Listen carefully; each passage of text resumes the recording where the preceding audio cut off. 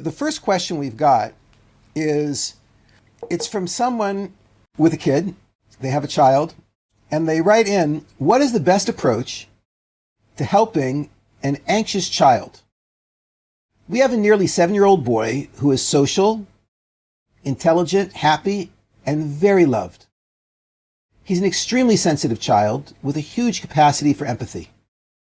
He's a deep thinker and has a type A personality. He has a tendency towards feeling nervous. Example, scared to be alone overnight despite sharing a room with a sibling. Or another example, he doesn't want to go back to a certain shul where an older child was once nasty when he spilled a cup of water by mistake. Regarding night fears, we talk about Hashem's love for us and how Hashem runs the world and everything is perfectly as it should be, and there's nothing to worry about, etc., etc. This relaxes him somewhat, but does not seem to resolve his fears long term. How should one approach the day-to-day nervousness of a sensitive, intelligent child? How can we build more resilience? Thank you very much. Okay, so before we even get into this question, I want to point out something that is terrific, really amazing about this particular parent, and that is that this parent sees the uniqueness of this child. The parent writes, he's extremely sensitive. He has a huge capacity. He's a deep thinker. So the parent recognizes that he's not like other kids in many ways. Okay, so what's very important to recognize is that if the child is not like other kids in some way, then he needs things that other kids may not need. He might require something in more intensity or more frequency than other kids need. And the reason I'm pointing this out is because often when I will prescribe an approach for a child like this, the parents will object and say, well, that's extreme.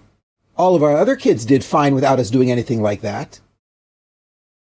And my response is, but this child isn't like all of your other children in this way. And therefore he needs something different. So obviously I don't know this particular child. I can't prescribe a specific frequency or intensity of therapy for this child because I don't know him well. But for this parent and for all the others who are listening, just be aware that everything that I'm about to say, it might not have been necessary as much for other children. But for this kid, it's necessary. Okay, so now let's zoom all the way out and let's understand. When we are talking about anxiety disorders, we're talking about something that's very common, not only in children, in adults too. And it's also something that these parents are taking appropriately seriously because anxiety disorders can cause really severe short and long-term impairment. How common are these things? So sometimes epidemiologists speak about time point prevalence rates. That's at any given slice in time, at any moment, how common is this thing? And it looks like at any given moment, between 2 and 5% of kids are suffering from an anxiety disorder of some sort. That's 2 to 5 out of every 100 kids. So if you've got, a few classrooms, 100 kids, 2-3 classrooms, 100 kids, you're definitely dealing with 2 to 5 kids who have anxiety disorders. This is not an unusual problem. Over a lifetime, probably about a third of children will experience an anxiety disorder before they become adults. And what's the median onset? The median onset is around 11 years of age. About half the kids get it before age 11. About half the kids who are going to get it after age 11. This particular child is 7, so he is on the young side. But it's not uncommon. A 7-year-old could have an anxiety disorder. Okay, now, let's take this thing that we're sort of describing in secular psychological terms and let's try to translate it into Jewish terms. Anxiety is a midah. It's a character trait. And it's created, sustained, or ameliorated in the same way that we create, sustain, and ameliorate other middos. So let's ask the big question, where do all middos come from? So some middos we're born with. We come hardwired with a package of certain traits. Other middos we develop during our lifetime. Okay, let's talk about developing middos. One of the most powerful middos influences in our lives. One of the things that most fuels our development of middos is our parents. Now, as I said before, there are some middos that we come hardwired with, and a kid can come into the world hardwired for a midah that his parents don't have. But if we're talking about middos that we develop during our lifetime, one of the most powerful sources of those middos is going to be our parents. There's a spiritual umbilical cord that connects parent to child throughout our lifetime. And that umbilical cord is especially influential during early childhood. Selfish parents transmit selfishness to their kids. And the same is true of altruism. Patient parents transmit patience to their kids. And the same is true of anger.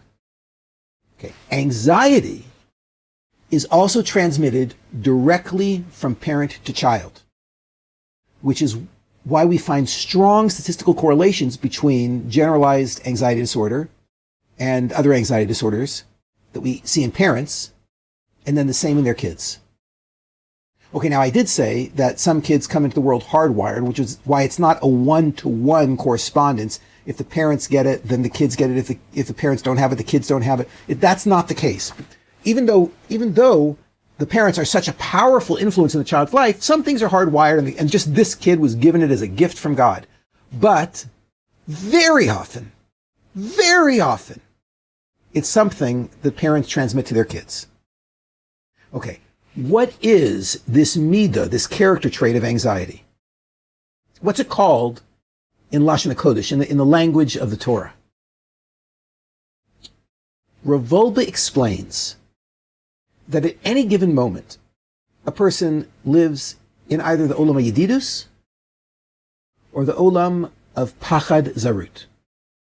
The Olam of Yedidus is the world of intimacy, closeness, and connection.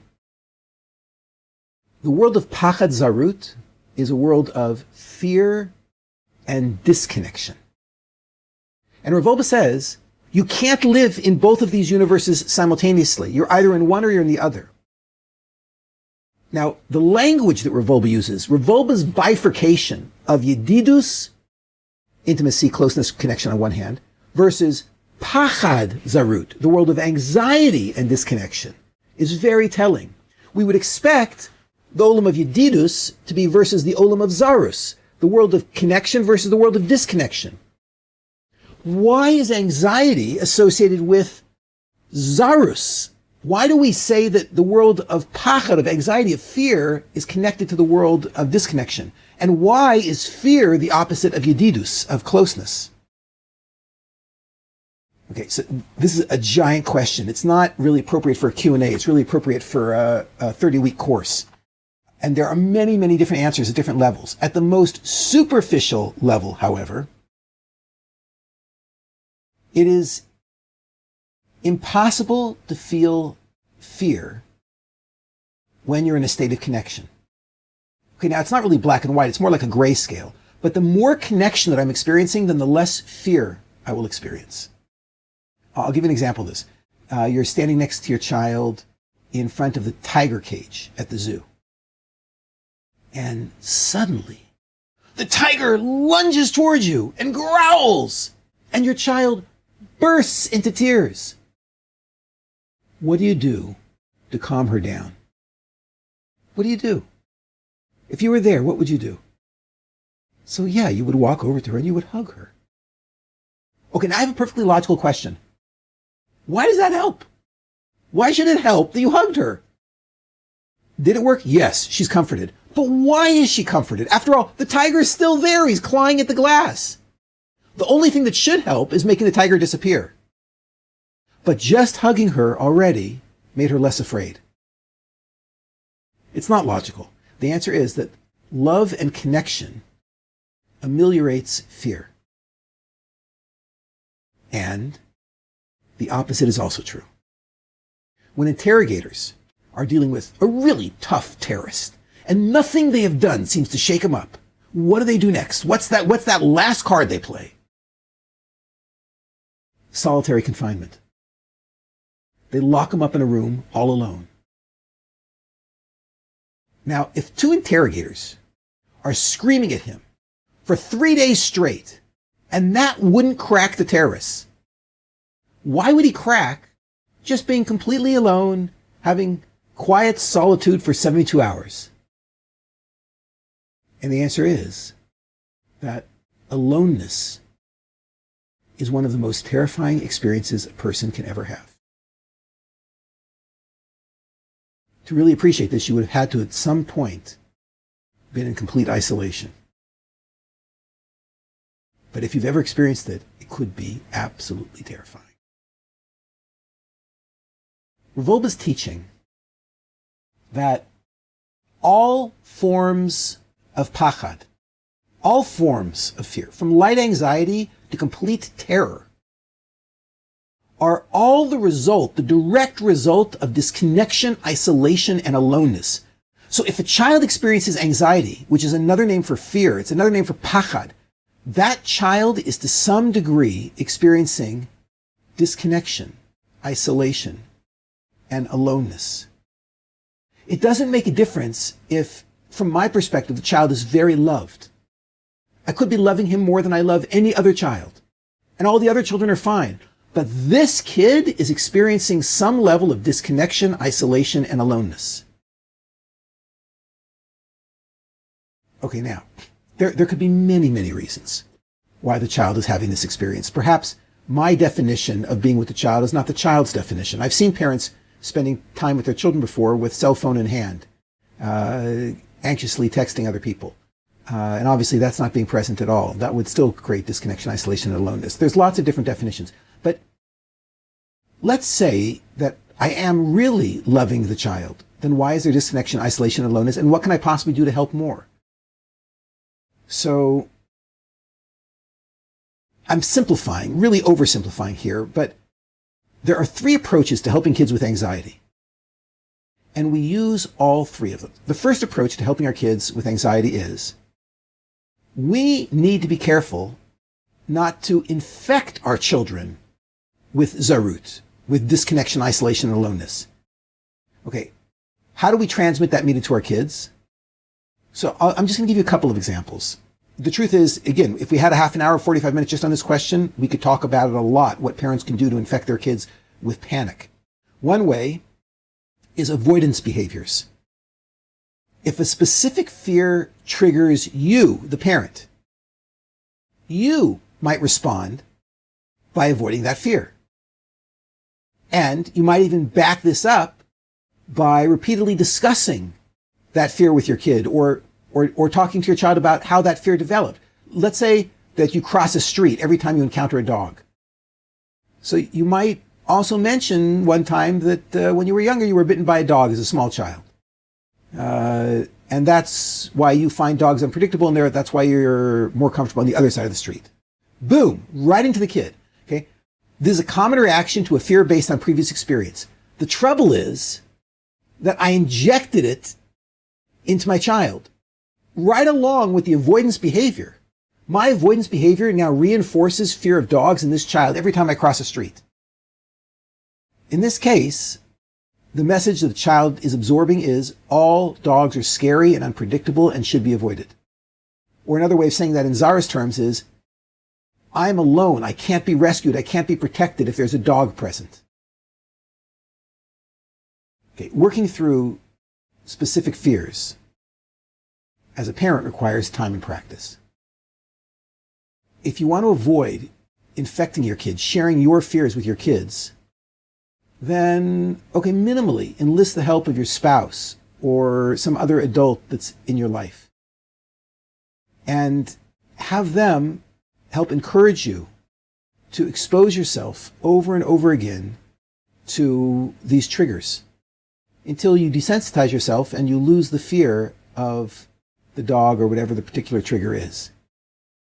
right? If the fear was of dogs, so your spouse might take you to a pet adoption day, and you'll look at the dogs, and you'll pet the dogs. You'll go next door to a neighbor that has a bunch of dogs and play with the dogs and the cats, and you'll after a period of time you'll feel less vulnerable, less alone, and at that point you'll be less afraid. So there's a very interesting point here. We could infect our children with midos, and we have to be careful not to do that. One way is avoidance behaviors. I'll give you another way that you can infect your child with anxiety. And this is tragically common. It's called shielding behaviors. Especially today, in this post-millennial age, a lot of parents try to shield their kids from any and all potential harm. Frequent warnings to be careful while playing, and limiting how high kids can jump or climb are example of shielding kids at play. The message is pretty clear. Playing is dangerous stuff. And if you play, you could get hurt. So you better be really careful. And the same is true as the kids get older. You shouldn't go out alone. It's dangerous to ride a bike.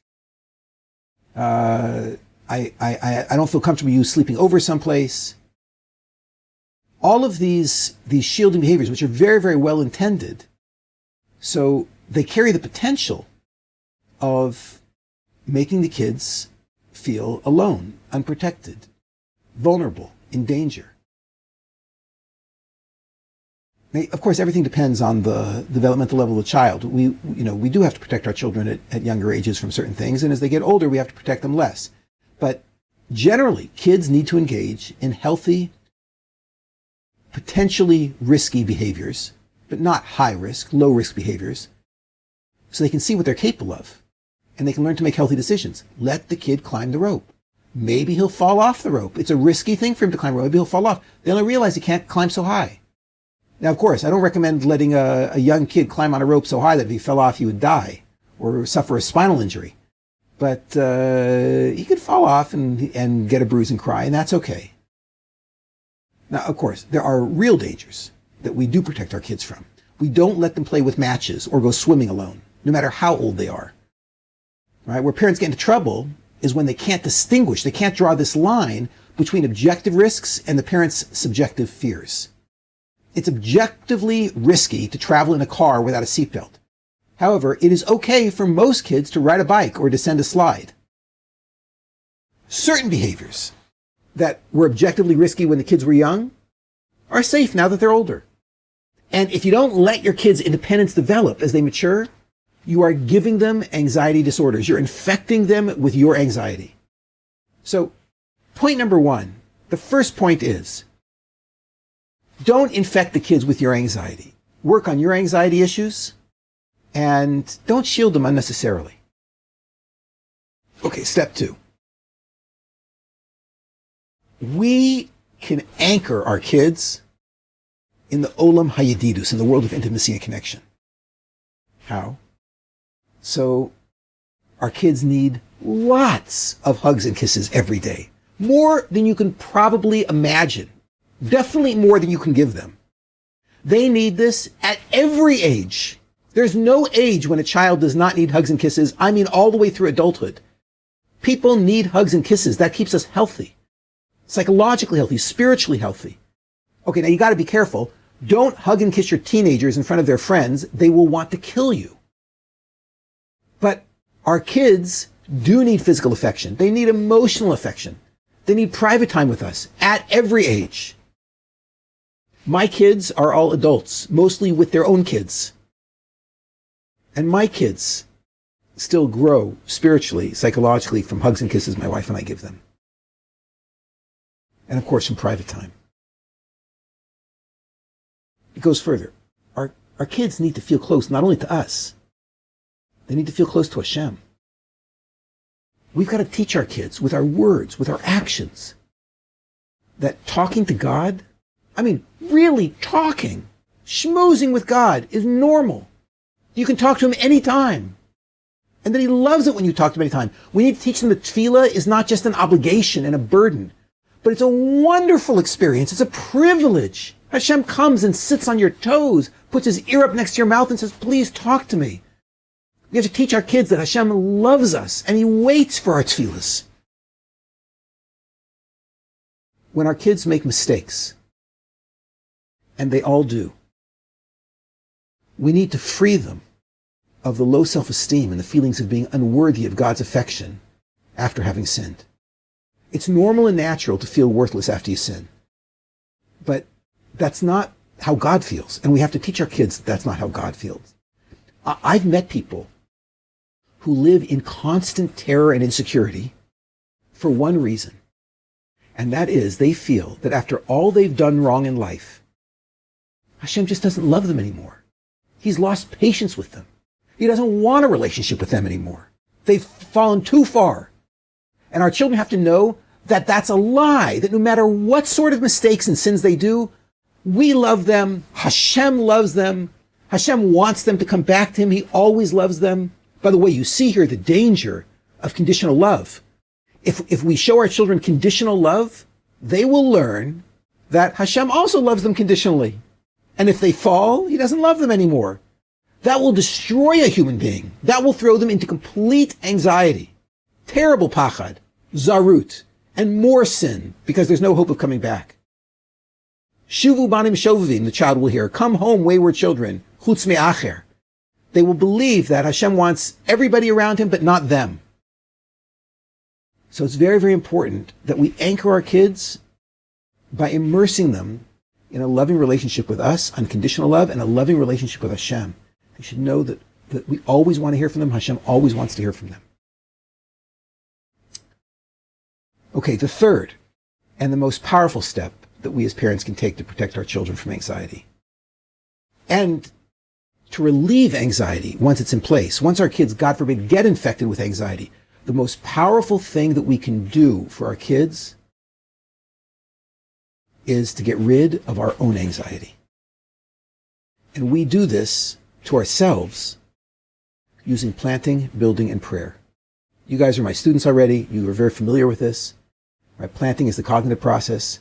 The planting approach is to take a text like Rav Bachi ibn Pekuda's Shar HaBitachon and study it slowly and deeply, 10 minutes a day, until you've completed it. This is going to sound extreme, but I'm not exaggerating. Until you've completed it dozens of times. Okay, now, you probably can't imagine reading the Shar HaBitachon, the Gate of Trust, dozens of times. You would probably be bored out of your mind by the third time. How and why would I possibly waste your time reading it a fourth time? So the answer is this. This is the classic mistake that people make, and it was the great chiddush of Rav Yisrael Salanter. When you read a text, and you read that text over and over and over again, that text starts to sink into the body, not the intellect. The intellect mastered it the first or the second time through. Maybe the third it took. If the intellect is slow, it took 3 times through. 4 maybe. Why am I reading it a fifth? Because the body didn't get it. The body needs repetition over and over and over again. You doubt this? Think for a minute. Think about reading a children's book to a young child. The Little Engine That Could. At the end of reading The Little Engine That Could, when you get to the last page, you read the last line of The Little Engine That Could. What does your 4-year-old say to you? Read it again. So why? The child didn't get it? Like they missed the introduction? Okay, maybe he wasn't paying attention at the beginning. I'll read it again. I go through. It's very difficult because I know the book by heart already, but I read through the whole book again. When I get to the last line, I've said the last line, what does the child say? Read it again. And how many times will a young child say that? Until you refuse to read it anymore. Now, why does the child enjoy hearing the story over and over and over again? The answer is, when you're looking at a child, you're not looking at an intellect, you're looking at a body. The intellect is very weak compared to an adult.